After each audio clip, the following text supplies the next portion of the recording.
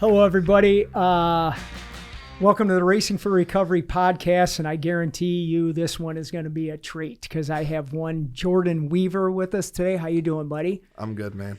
I want to let you know our green Racing for Recovery t-shirts are in. Are you aware of that? Yeah, I got one finally.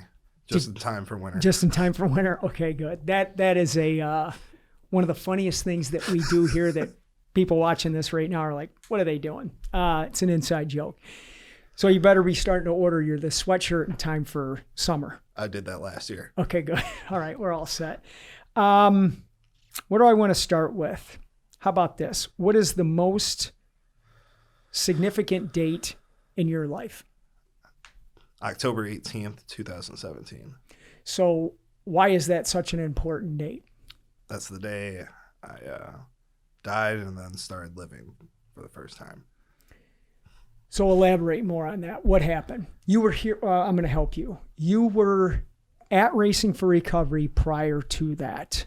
So I want you to answer this two ways, if you could, please. Like, what you were getting when you came into us then, and what was missing, and why October 18th was so profound. So when I first came, it was just after the end of May in 2017. And I was doing all the fun stuff. I was going on the trips, went to Atlantic City and going to Cedar Point with people, but I wasn't actually working on myself in any way. And I started hanging out with people I shouldn't have been hanging out with again, and fell right back into the same old shit, and I used.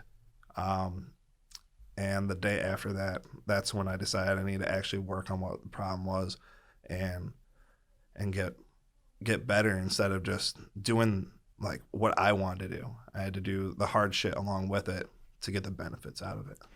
So I'm assuming, because I know what I say when I'm doing this, and you came in May, and I probably talked about, hey, you probably shouldn't hang out with people that are using, and it would probably help you if you worked on some of the reasons that brought you here.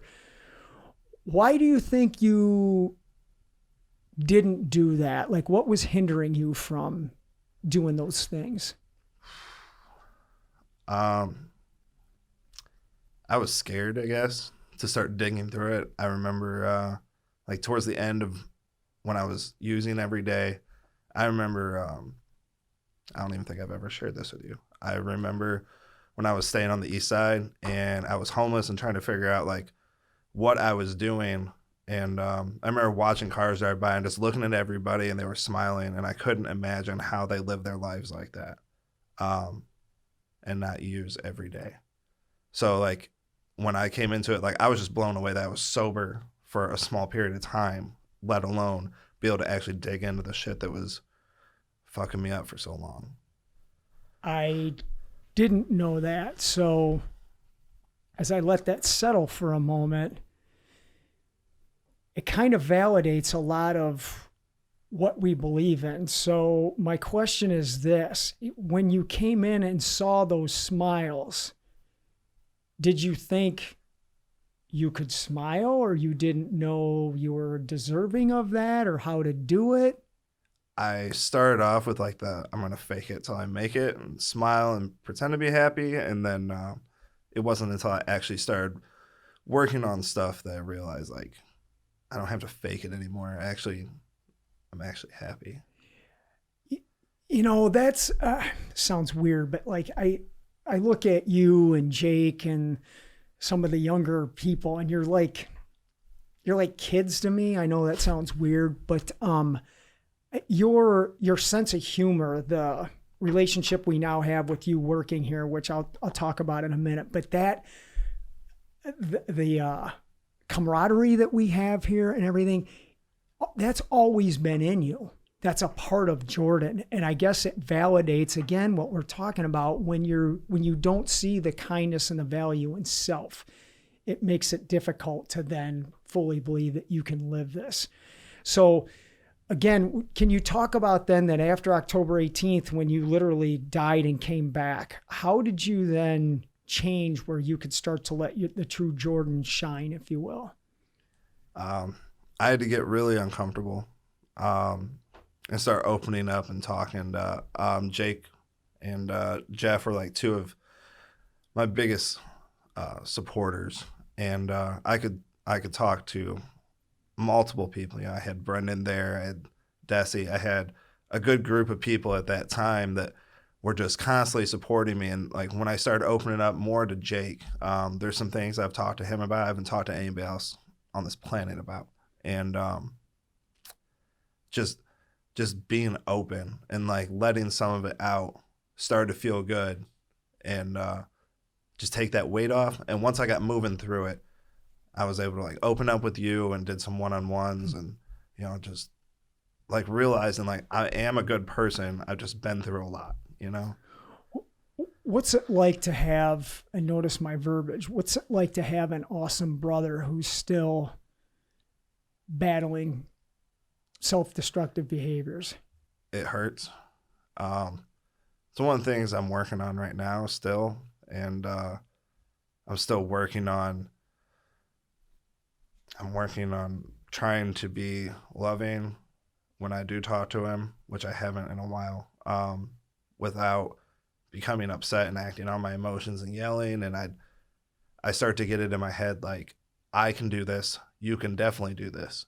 And it hurts to watch him do it, and then like I get upset, you know, and I don't handle it well, but I've been working on that. So like I haven't talked to him in 3 or 4 months, I think, at this time. Not because I just can't get a hold of him right now. He doesn't have a phone, or I don't have the number if he does.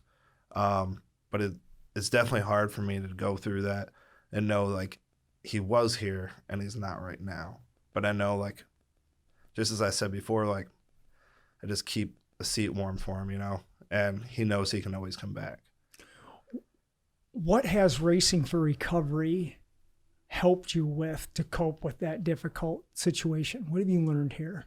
I have been incredibly supported. I've had just that thought, like, I don't have to deal with that in a negative way. Like, I don't have to go out and use over it ever again. I have the opportunity to be here and do all the awesome stuff we do every day and talk about it instead of hold it in. Like, that's his choice. And as unfortunate as it is, like, I can't change what he's doing. So Racing for Recovery has given me, I mean, tools and support at the same time. I love it.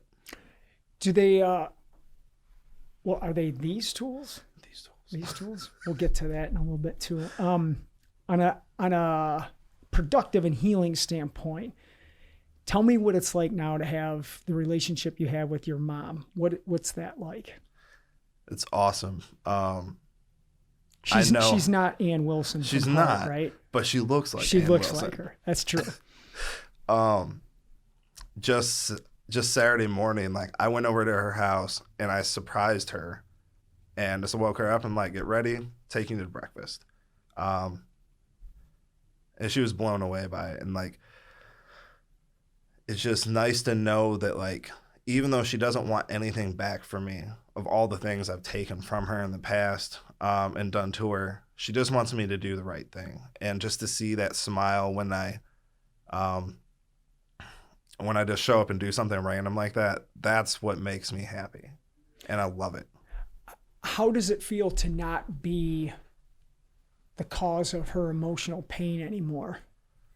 It's a whole 360 or 180. Right? 180. 360 is a full circle, right? Yeah. Right. Yeah. We'll get this. Where'd you go to high school again? Lake, man. Oh, yeah. Okay. So, Lake's a good institution. That's not as good as Northview, right? So it feels good to know that, like, I'm the one she comes to for support with my brother's stuff when that's not going well.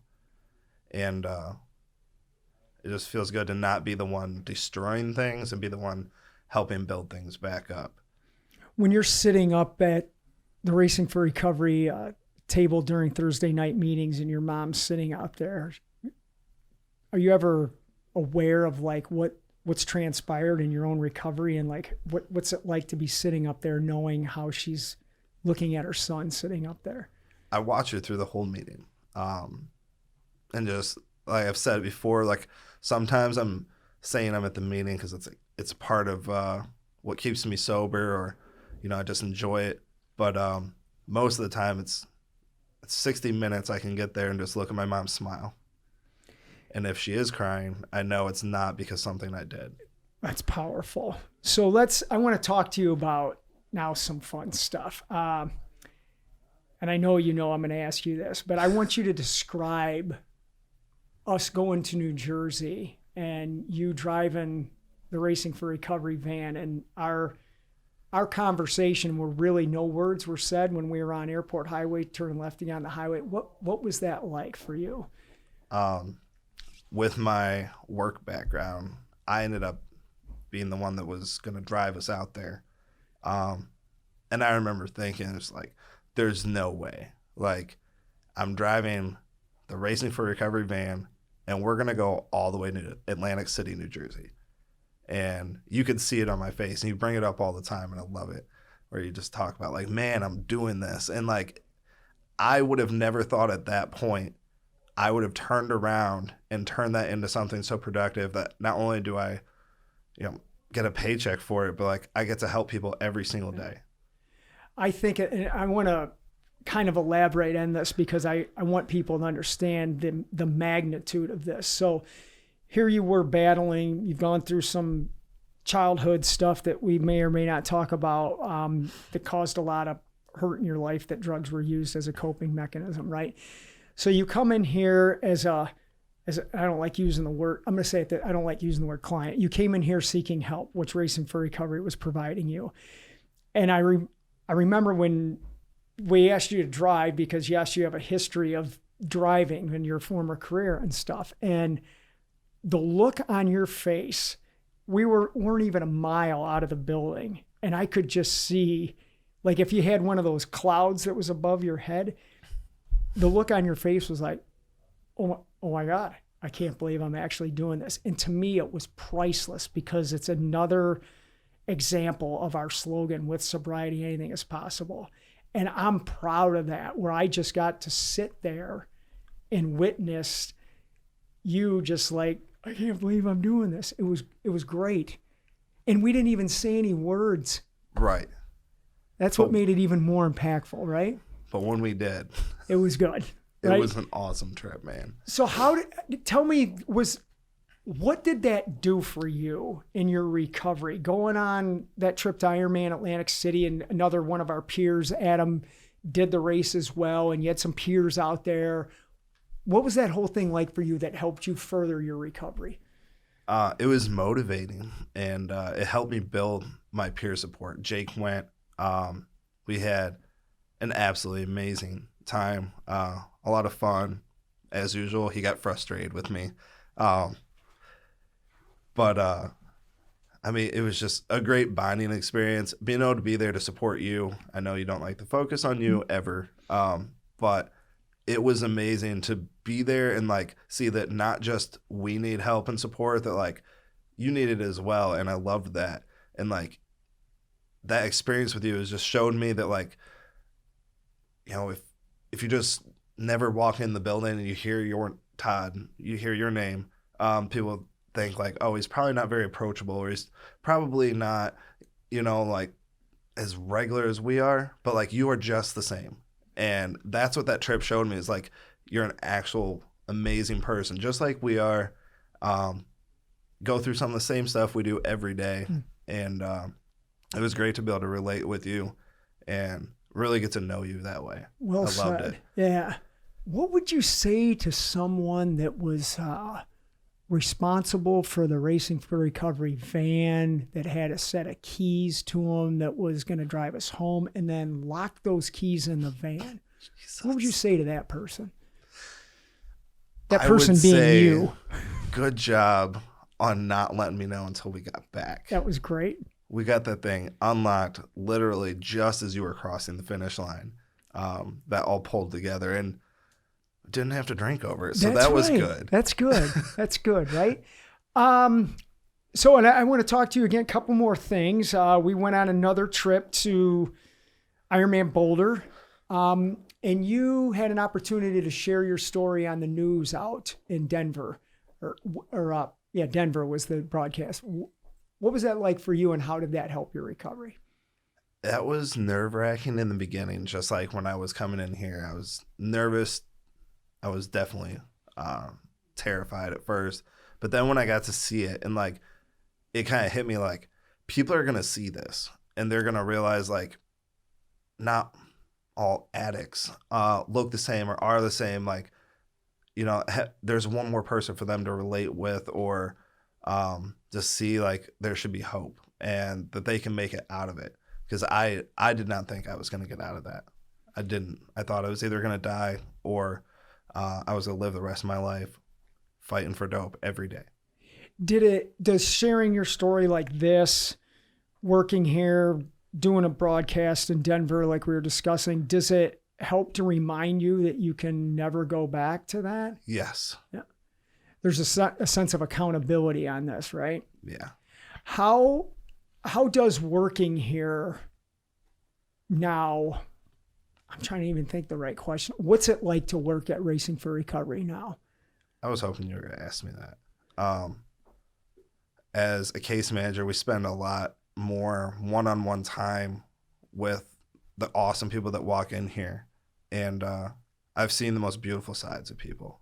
When you take someone somewhere and like you see their vulnerability, they open up about stuff, and you see like where you were at that point in your recovery, and like you can relate, and reminds me like I don't want to feel that way that someone felt first day they walk in the door. But when they do walk in the door, I want to be that smiley face that like gives them a hug and says, I'm glad you're here, and then watch them go from the lowest point they've ever been to the highest point. When did you start to think you wanted to work here? And tell everybody who's watching like the process that you went through to actually be able to do that. It was shortly after October in 2017. I realized like I wanted to work on me, and then I wanted to turn around and help other people do the same thing. And I said I was going to get my CDCA, and I was like, that's a goal. I'm going to do it. So my mom helped me out in the beginning with getting signed up for the classes and all that. And I was off and running and started working on it. Jake was following me with his, and we were like side by side working on it at times. And when I got it, I was like, at first I had that feeling of like, oh, I got my CDCA, I should have a job today, right? But that wasn't the case. Like, it was just when things were right. And I was patient, and I got thinking about it. And then I remember it was Todd asked me, like, if you couldn't use it here, what would you do? And I said, well, I set a goal and told everybody I was going to get my CDCA. If I can't work at Racing for Recovery with it, I will not go anywhere else. I'm not going to curb my values or my beliefs for anything. And I guess that kind of struck something with you guys, because, like, I mean, I wasn't looking at it like a loyalty thing. It was just like, that's how I feel, and anywhere else is going to tell me I need to preach this, and this, and like leave your stuff at home, and I won't do that. I'm glad I asked you that question. I knew you were going to answer it that way, and that's why you got the job. 100%. That shows integrity. There's class behind that. It's doing it the right way. I go back to, there's a lot of integrity behind that, Jordan. And to me, we didn't even need an interview process. You solidified your lifelong goals of being here just by doing the right thing and making that statement. I'm proud of you for saying that. I remember Todd telling me that, and I'm like, wow, as soon as there's a position for him, you have to hire him, because that's exactly what we're talking about. Somebody that's not going to take what they've learned and try and put a square peg in a round hole. It's not going to work. And you were like, if I can't do it here, I don't want to do it anywhere. And I have so much respect for you for being that way. I think it's phenomenal. I'll give you a break. Do you have any questions for me before I keep hammering you on some more stuff? Is there anything we haven't talked about that you've wondered? Not at the moment. That didn't Kind go of like over very well. I know I'm on the spot, man. Yeah. Why are you nervous about doing this? I don't know. You know, Bieber's on the other side of the wall, and he's probably biting his fingernails, panicking. He's probably wondering, like, what the hell is he going to say? I'm sure he's just as worried as I was walking in. But he was joking with me earlier, and he was like, don't mess this up, man. So. Well, let's talk about that. How does your sense of humor, how does that now be an integral part of not only your own wellness, but working with staff, working with the people that are seeking our help? How are you able just to be you and use that kindness for everybody else? Obviously I joke around a lot. I think sometimes it can be like a little bit much, but I know that it kind of brings spirits up. Like I could see like some people are just really excited when I walk in the door, and I've never had that feeling before. Usually in my past, people would be like, oh, there's Jordan. Now people are excited, like, oh, I can't wait. I'm sure Jordan's going to say something hilarious today, crack everybody up. But I'm just being me, which happens turn out that it's funny usually. So does it feel comforting to know that you can just be you? Absolutely. Very much so. What's it like to have people actually care about your well-being now, whether it's staff, family, peers? What's that like? It's still a little overwhelming. I'm still working on that. Taking compliments, still not a strong suit of mine, but it feels good once I let it, you know. At first, like I kind of push it away, but like once I let it sink in, it feels really good. So I'm wearing a Metallica t-shirt, and James Hetfield, if you're watching right now, give us a call.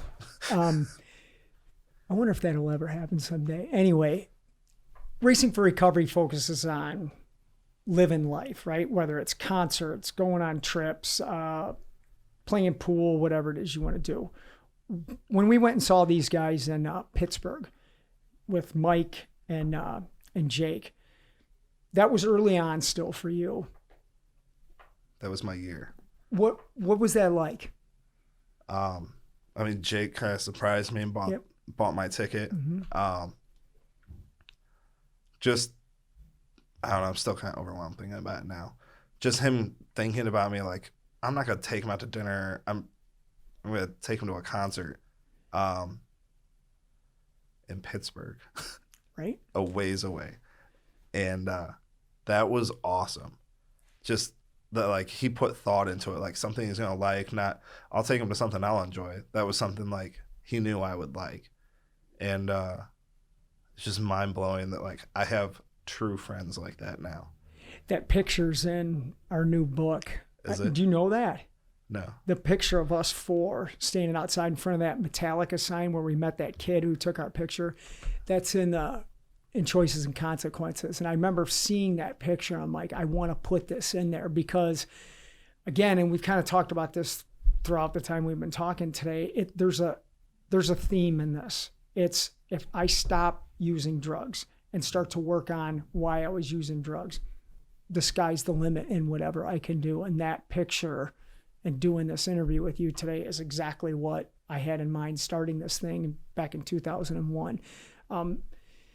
What would you, I've been asking everybody this lately, but what do you say to the person that's out there that's still battling this stuff, whether it's your brother, somebody you went to high school with, somebody you've never met? What do you want them to know about Racing for Recovery that can help them?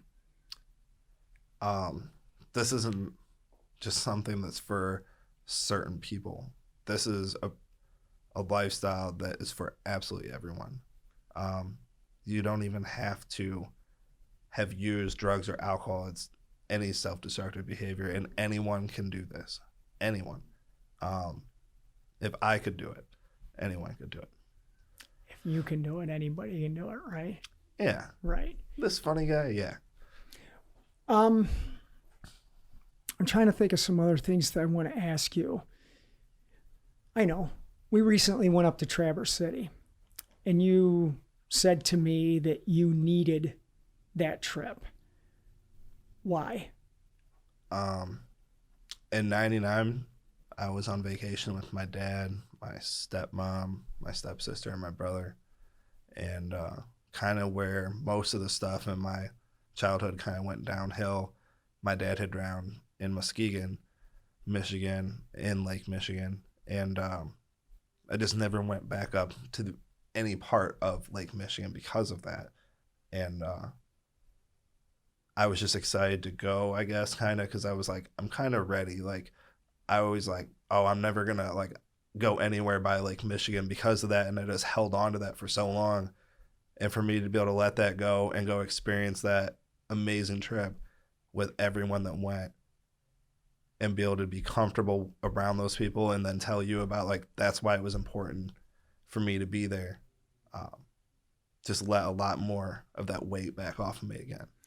Do you feel like you've conquered something and reached another level of healing through that? Yeah. How so? Just getting uncomfortable, which is something I always got to work on, because like if I let myself get comfortable again, that's where I start to backslide. By getting uncomfortable, going and doing that and realizing there was nothing to be afraid of up there. It was just another really good, awesome time with some amazing people. And I don't have to let those like crazy thoughts in my head like hold me back anymore. Well, give me an example of the people you've been working with that have come to seek us for help. What have you learned from them that's helped you? We're all unique, but very much alike at the same time. Because like I was saying in the beginning, like I thought I was like alone. Like watching people drive by and they're smiling, they got a car, and like no one's chasing them down to repossess their car, and no one's like their phone's not shut off. I didn't understand how that would work. I'm like, how do they go to work every day and they don't shoot dope? Like, how does that work? I don't get it. How do they deal with their shit? And man, it's just crazy to be here now. What's the future look like for you here, Jordan? I mean, are you, I hope people that come in here and they choose us for a career, I want them to be here for life. That's just me selfishly looking at this, but what do you want out of providing service here? What do you want to do? I like what I do now, but I want to, in the next few years, start working on having my LCDC. That's my next goal. Because right now I'm working on phase 2 of my CDCA. Yep. And I'll have that done in like the next few weeks. But I just want to keep moving up from there. And then, I don't know, like, I guess that's one of those things I'm not really putting a lot of planning into. The more I've done the right thing, the more I've found things just fall into my lap, if that makes any sense, like positive things. So I feel like it'll just strike me. You know what I'm saying? Like, and I'm like, that's it. That's what I want to do. And it won't be outside of here. It will be right here for the rest of my life. Like, I'll never forget the time I called my mom, like, after I was able to tell her that I got the job offer. And I was like crying on the phone with her, and I told her, I'll never have to look for a job again. Wow. I'll never have to tell you I'm without a job or anything like that. That makes me feel good. I'm proud of you, dude. Is there anything else you want to say or ask or? I don't know. I got pretty uncomfortable here. That's good. Yeah, that's really good. I don't know. I think we did good. Bieber's not going to freak out. No, he should be all right. He'll be all right. Yeah. Nice. Well, dude, I'm proud of you. I don't want to end on a downer, but I remember October 18th. And I remember when we were out here doing the packet pickup for our annual 5K and talking to you about that. And I think people need to really pay attention to the choices they're making, because it's not just about you. It affects so many other people, you know, and I thank God often that you made it on that day, because look how you're living and what you're doing for other people. So I'm proud of you, dude. Thank you. Until next time, everybody, check out Racing for Recovery. We got a new book, Choices and Consequences. Check it out. It's good. Please refer our podcasts, our live stream to other people who are hurting and have them seek help. 419-824-8462. Until next time, we'll see you later.